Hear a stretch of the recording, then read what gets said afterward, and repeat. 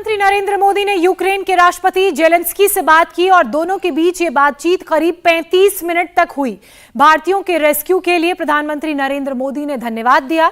सूमी में फंसे भारतीय छात्रों को निकालने पर भी दोनों के बीच बातचीत हुई। रूस यूक्रेन के बीच बातचीत की सराहना भी प्रधानमंत्री नरेंद्र मोदी ने की है। अमित, किस लिहाज से इसे और महत्वपूर्ण समझा जाए? ये बहुत ही इंपॉर्टेंट मुझे लगता है कि एक डेवलपमेंट है जिसमें प्रधानमंत्री मोदी ने करीब सोची कि 35 मिनट तक जेलेंस्की से बातचीत की है, जिसमें सबसे इंपॉर्टेंट ये होता है कि जो एक एक भारतीय जो फंसे हैं उनको निकालना बहुत जरूरी है, क्योंकि आपने सुना होगा जिस तरह से जब लोग निकल रहे थे उनको दिक्कतें आ रही थी यूक्रेनियन फोर्स की ओर से भी। जब बातचीत हुई होगी, हम रूस से बात कर चुके हैं, तो एक सेफ पैसेज मिल पाएगा और हमारे जो स्टूडेंट्स निकल पाएंगे। लगातार प्रधानमंत्री नरेंद्र मोदी रूस और यूक्रेन के संपर्क में है और सबसे पहली प्रायोरिटी भारतीय छात्रों को वहां से निकालना होगा। जिस तरीके से सूमी में 700 से 800 छात्र अभी भी फंसे हुए हैं और एक सेफ पैसेज अभी तक नहीं मिल पाया है, उस नजरिए से यह बातचीत बेहद महत्वपूर्ण। यूक्रेन में रूसी फौज की मूवमेंट पर बहुत बड़ी खबर है। कीव की ओर तेजी से रूस के टैंक्स बढ़ रहे हैं। रूस के टैंक रेजिमेंट को कीव की ओर बढ़ते हुए देखा गया है। रूसी सेना के काफिले में सैकड़ों टैंक और बख्तरबंद गाड़ियां शामिल है।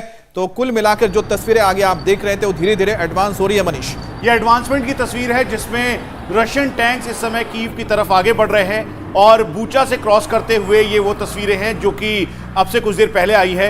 इसमें T-90, T-72 टैंक्स, उसके अलावा जो बख्तरबंद गाड़ियां यानी BMPs, इन्फेंट्री कॉम्बैट व्हीकल हैं, वो दिखाई दे रहे हैं। उसके अलावा एक लंबा काफिला आप देखेंगे, ये ईस्टर्न मिलिट्री कमांड का जो रशियन आर्मी का है, वो बेलारूस से जिसने एंट्री की थी वही है, और ये 64 किलोमीटर का जो लंबा काफिला था उसी की एक झलक है। अब ये धीरे धीरे आगे की तरफ एडवांस कर रहे हैं, एरिया डोमिनेट करने के लिए आगे जा रहे हैं। दूसरी तरफ आप देखें तो यहाँ पर रीइंफोर्समेंट की गाड़ियां, लॉजिस्टिक्स, आर्म्स, एम्युनिशंस की जो गाड़ियां हैं जिसमें रसद से लेकर हथियार और उनके गोले तक हैं, वो एक लंबी कतारों में है। और इन सब का मकसद एक है, कीव पर जाकर पूरी तरीके से कीव को चोक करना। और स्ट्रेटेजी के तहत इस समय जो जहां पर है वहीं पर बैठकर अग्रेसिव ऑपरेशंस को लॉन्च कर रहा है, ताकि जैसे ही मॉस्को से ये संदेश आए उसके तुरंत बाद ही कीव पर हमला तेज कर दिया जाए। मनीष, हम ये मान के चलें कि ये तस्वीरें अब से कुछ देर पहले की हैं, क्योंकि 12:30 का वक्त हो चुका है और अब सीज फायर का वहां पर जिस तरीके से ऐलान किया गया था रशिया द्वारा, अब वो घड़ी भी शुरू हो चुकी होगी, क्योंकि अब 4 से 5 ऐसे शहर हैं जहां पर ये बोला गया था रशिया द्वारा कि हम सीज फायर करेंगे ताकि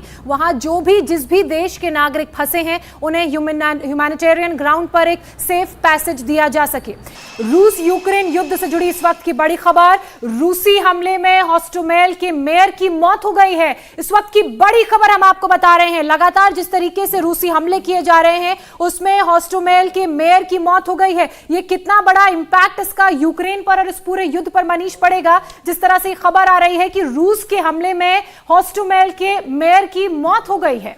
ये उनका नाम यूरी प्रिलिप्को है और वो वहां के हेड ऑफ द स्टेट हैं, हेड ऑफ द एरिया हैं।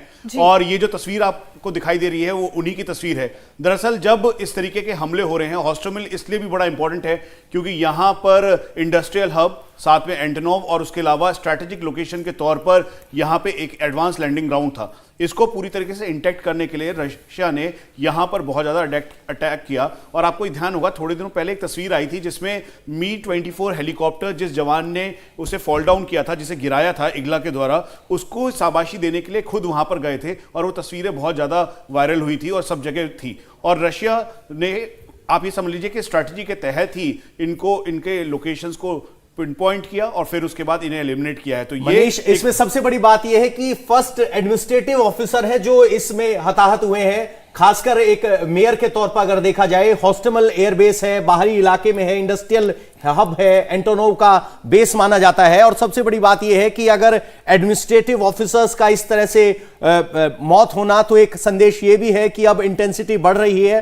पहले सिर्फ स्ट्रेटेजिक टारगेट्स पर कहा जा रहा था और अब एक मेयर की मौत होना, इसमें एक नया आयाम करता है। हो सकता है कि इसको कैसे देखते हैं कि एक मेयर की डेथ होना इस तरीके से? मुझे लगता है कि शायद हो सकता है कि जिस तरह से वहां पर कुछ ऐसे हम कह सकते हैं कोलैटरल डैमेज हो रहे हैं, क्योंकि कहां पर बम गिर रहे हैं, कहां पर गोले गिर, इसको हमें समझना पड़ेगा कि हो सकता है। इस पर मैं छोटा सा एक रिएक्शन ले लेता हूं। एम्बेसडर गोयल हमारे साथ हैं। सर, इस तरह की जो घटनाएं होती है कि मेयर को तो मुझे लगता है कि कोई फोर्सेस मारने की कोशिश नहीं करेगी, लेकिन हाँ, यह जरूर हो सकता है कि कोलैटरल डैमेज में वो उस चपेट में आ गए। अभी अभी यूक्रेन के रक्षा मंत्री का बड़ा बयान सामने आया है। यूक्रेन ने जवाबी हमले और तेज करने का ऐलान किया है। यूक्रेन के रक्षा मंत्री ने कहा है कि वो हमले में रूस को सरप्राइज अपने हमलों से करेंगे। यूक्रेन ने कहा कि उसे सहयोगी देशों से हथियार और गोला बारूद मिल रहा है।